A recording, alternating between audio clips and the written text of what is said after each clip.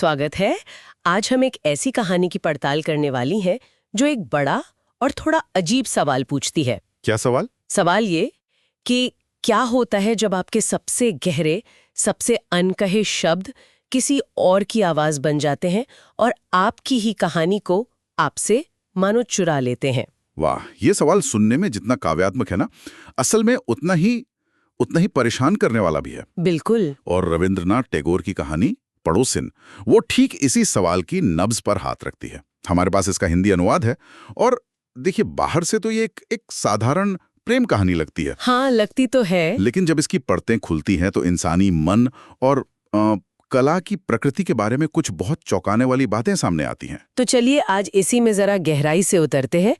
कहानी का जो केंद्र है वो एक कथावाचक है और वो अपनी पड़ोसिन से बेइंतहा लेकिन एकदम खामोश मोहब्बत करता है। और ये कोई आम मोहब्बत नहीं है ना, ये पूजा है, लगभग पूजा। वो एक बाल विधवा है और कथावाचक के लिए वो दुनियावी इच्छाओं से कहीं कहीं ऊपर है। हाँ, वो उससे देखकर सोचता है, इसकी एक लाइन है, मानो वो जाड़ों की ओस भीगी पतझड़ी हर सिंगार हो। सुहाग रात की फूलों की सेज के लिए नहीं, वो केवल देव पूजा के लिए समर्पित थी। और ये जो देव पूजा वाला नजरिया है ना, ये बहुत बहुत महत्वपूर्ण है। ये सिर्फ प्रेम की पवित्रता नहीं दिखाता, ये एक तरह का आप कह सकते हैं एक रक्षा कवच भी है। रक्षा कवच कैसे? जो आप उस जमाने के बारे में सोचिए, 19वीं सदी का बंगाल, सामाजिक बंधन बहुत कड़े थे। एक बाल विधवा से प्रेम करना ये अपने आप में एक विद्रोह था। सही बात है। तो उसे देवी बनाकर कथावाचक अपने प्रेम को एक सुरक्षित, एक सोशली एक्सेप्टेबल दूरी पर रख देता है। इससे वो समाज की नजरों से भी बच जाता है और शायद अपनी भावनाओं की तेजी से खुद को भी बचा रहा होता है। मतलब ये एक तरह का सेफ प्ले हो गया। उसे देवी मान लो तो फिर असल जिंदगी की कोई जिम्मेदारी नहीं उठानी पड़ेगी। काफी हद तक, बिल्कुल। जब तक वो देवी है उसे किसी चीज की जरूरत नहीं, और अगर उसे जरूरत नहीं है तो कथावाचक की भी कोई जिम्मेदारी नहीं है। वो दूर से पूजा करके ही खुश रह सकता है। लेकिन इस पूजा का भी एक वजन है। जब वो अपनी इन भावनाओं को कागज पर उतारने की कोशिश करता है तो कुछ नहीं लिख पाता। हाँ, टैगोर लिखते हैं, कुंथा की मारी लेखनी ने किसी तरह भी आगे बढ़ना ना चाहा। मतलब उसके हाथ कांप रहे थे, कलम आगे बढ़ ही नहीं रही थी। ये तो हम सब ने कभी ना कभी महसूस किया है ना। हाँ। जब कोई भावना इतनी बड़ी होती है कि उसे शब्दों में बांधना नामुमकिन सा लगता है। हाँ, जिसके पास कहने के लिए सबसे ज्यादा होता है, अक्सर वही सबसे ज्यादा चुप होता है। लेकिन कहानी उसे इस खामोशी में ज्यादा देर रहने नहीं देती। और यहीं पर कहानी में एक बहुत मजेदार, लगभग हास्यप्रद मोड़ आता है। हाँ, उसका दोस्त नवीन माधव, एक ऐसा इंसान जिसे कविता से दूर दूर तक कोई लेना देना नहीं, अचानक एक दिन उस पर कवि बनने का आप कहिए भूत सवार हो जाता है। कहानी में तो इसे दैवी विपत्ति कहा गया है। हाँ बिल्कुल, देवी विपत्ति, जो बहुत मजेदार शब्द है। और यहीं से हमारे कथावाचक को अपनी दबी हुई भावनाओं को बाहर निकालने का एक चोर दरवाजा मिल जाता है। एक उधार की आवाज। बिल्कुल। वो नवीन के कविताओं को सुधारने के बहाने अपनी सारी भावनाएं, सारा दर्द, सारा प्रेम सब उनमें उड़ेल देता है। वो खुद की तुलना एक ऐसी मुर्गी से करता है जिसके अपने बच्चे नहीं है, तो वो बत्तख के अंडे को भी उतनी ही शिद्दत से सेने लगती है। और ये उपमा जितनी सरल है ना, उतनी ही दिल तोड़ने वाली भी है। वो अपनी सारी रचनात्मक ऊर्जा, अपनी सारी भावनात्मक ऊर्जा किसी और के नाम से खर्च कर रहा है। वो एक घोस्ट राइटर बन गया है, लेकिन सिर्फ शब्दों का नहीं, अपनी भावनाओं का भी। हाँ, अपनी भावनाओं का भी। कविताएं धीरे धीरे 15 आने उसी की हो जाती हैं, लेकिन नाम नवीन का होता है। और नवीन, बेचारा नवीन, उससे तो कुछ पता ही नहीं। वो पूछता भी है कथावाचक से, तुम में ये सब भाव आते कहाँ से हैं? और कथावाचक का जो जवाब है वो शायद कहानी की सबसे जरूरी लाइन है। वो कहता है, कल्पना से। इसका कारण ये है कि सत्य नीरव होता है और कल्पना वाचाल। ये सुनने में बहुत गहरा लगता है, पर इसका असली मतलब क्या है इस कहानी के हिसाब से? क्या कथावाचक खुद को धोखा दे रहा है? ये एक शानदार सवाल है। देखिए, एक लेवल पर तो ये बात सच है। उसका अपना सत्य, यानी उसका अपनी पड़ोसिन के लिए जो असल प्रेम है, वो इतना भारी है, इतना रियल है कि उसे लेकर वो चुप है, नीरव है। ओके। लेकिन जब वो कल्पना का सहारा लेता है, मतलब नवीन की एक काल्पनिक प्रेमिका के लिए लिखता है, तो उसकी भावनाएं बह निकलती हैं। वो एक पर्दे के पीछे से बोल रहा है और यही पर्दा उसे बोलने की आजादी देता है। लेकिन दूसरे लेवल पर ये खुद को धोखा देना भी है। वो अपनी कायरता को, अपनी भावनाओं का सामना न कर पाने की कमजोरी को एक फिलॉसॉफिकल जामा पहना रहा है। तो वो एक तरह से अपनी भावनाओं को सुरक्षित दूरी से जी रहा है, लेकिन कहानी उन्हें इस आरामदेह दूरी पर ज्यादा देर टिकनी नहीं देती, है ना? बिल्कुल नहीं। एक तूफानी दोपहर में सब कुछ बदल जाता है। हाँ, वो तूफानी दोपहर वाला सीन। हाँ, वो एक उत्प्रेरक का काम करती है। कथावाचक अपनी पड़ोसिन को खिड़की पर खड़े देखता है और उस दिन पहली बार उसे उसकी आंखों में कोई दिव्यता नहीं, बल्कि एक मानवीय कसक और छटपटाहट दिखाई देती है। उसे महसूस होता है कि वो जिसे अब तक संगमरमर की मूर्ति समझ रहा था, वो असल में एक जीता जागता धड़कता हुआ दिल है, जिसकी अपनी इच्छाएं हैं, अपनी आकांक्षाएं हैं। एग्जैक्टली। ये सिर्फ एक बदलाव नहीं है, ये तो उसके पूरे नजरिए का टूटना है। अब तक उसका प्रेम सुरक्षित था क्योंकि देवी को किसी चीज की जरूरत नहीं होती, पर एक इंसान को होती है और यहीं से उसकी जिम्मेदारी शुरू होती है। बिल्कुल। टैगोर लिखते हैं कि उसकी दृष्टि स्वर्ग की ओर नहीं, मानव हृदय के घोंसले की ओर जा रही थी। पूजा अब करुणा बन जाती है। उसे लगता है कि अगर वो अपनी पड़ोसिन के जीवन में सीधे तौर पर कोई बदलाव नहीं ला सकता, तो कम से कम विधवा विवाह का समर्थन करके दूसरी विधवाओं के लिए तो कुछ कर ही सकता है। वो भाषण देने लगता है, आर्थिक मदद करने का प्रण लेता है। और इसी जोश में वो अपने दोस्त नवीन से बात करता है, ये सोचकर कि भाई वो भी उसका साथ देगा। लेकिन यहाँ कहानी में एक और विडंबना इंतजार कर रही थी। हाँ, नवीन उसका विरोध करता है और उसका विरोध भी बड़ा काव्यात्मक है। बहुत। वो कहता है कि विधवापन में एक पवित्र शांति और महान सौंदर्य है। वो इसकी तुलना एकादशी की धुंधली चांदनी से प्रकाशित समाधि भूमि से करता है। ये वही बातें हैं जो शायद कथावाचक खुद कुछ समय पहले तक महसूस करता था, पर अब यही बातें उसे खोखली और बनावटी लगती हैं। उसे गुस्सा आ जाता है। वो नवीन को जो जवाब देता है वो कमाल का है।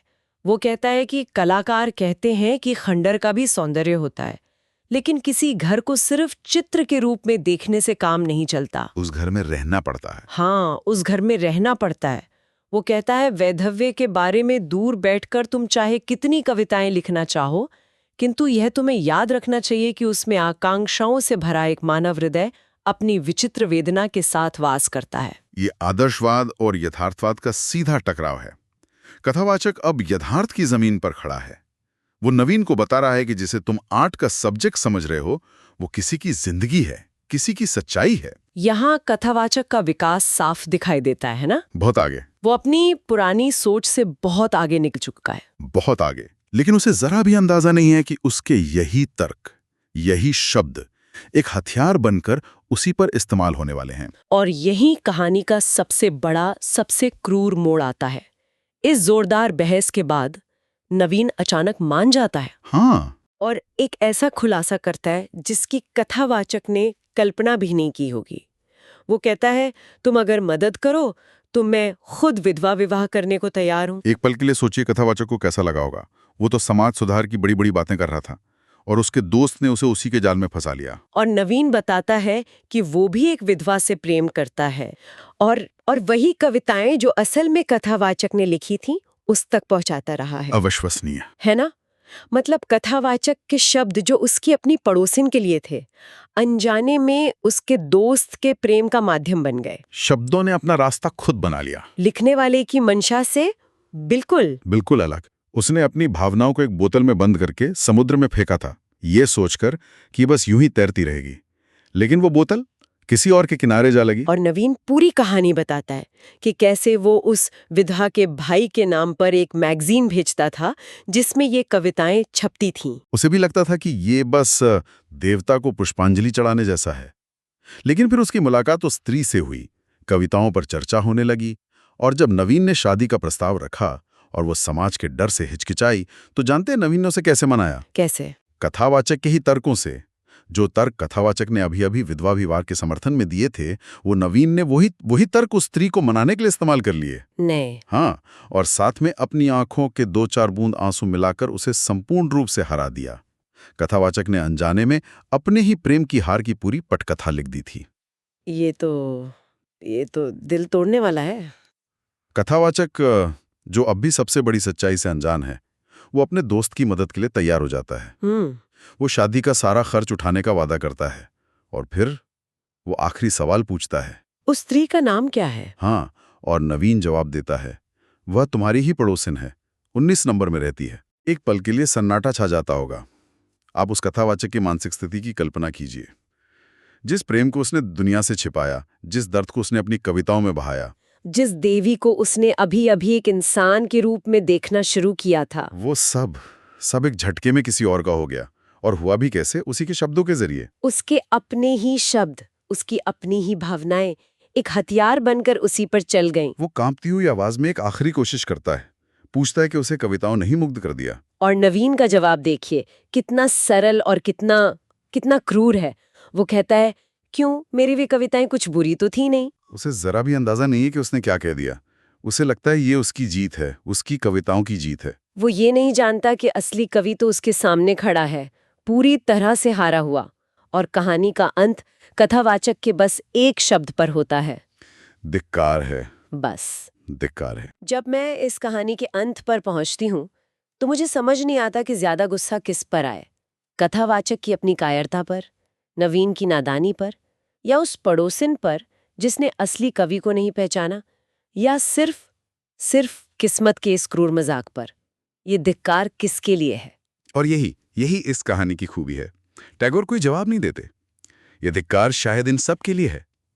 खुद के लिए कि उसमें कभी हिम्मत नहीं दिखाई, भाग्य के लिए जिसने इतना क्रूर खेल खेला, और शायद कला की उस प्रकृति के लिए भी जो एक बार बन जाने के बाद अपने बनाने वाले की परवाह नहीं करती। वो अपनी एक अलग जिंदगी जीने लगती है। हाँ, तो पड़ोसिन सिर्फ एक अनकहे प्रेम की कहानी नहीं है, ये शब्दों की ताकत और उनके अप्रत्याशित परिणामों की कहानी है। ये बताती है कि कैसे हमारी सबसे निजी भावनाएं जब कला का रूप लेती हैं तो वो हमसे स्वतंत्र हो जाती हैं, और अपनी एक अलग यात्रा पर निकल सकती हैं, जिसका अंत हमारे लिए विनाशकारी भी हो सकता है। बिल्कुल। ये कहानी एक बहुत बड़ा सवाल छोड़ जाती है। क्या कला हमेशा अपने बनाने वाले के इरादे पर चलती है, या एक बार दुनिया में आ जाने के बाद उसकी अपनी एक अलग ही नियति हो जाती है? आज के सोशल मीडिया के दौर में तो ये सवाल और भी ज्यादा जरूरी हो गया है। बहुत ज्यादा।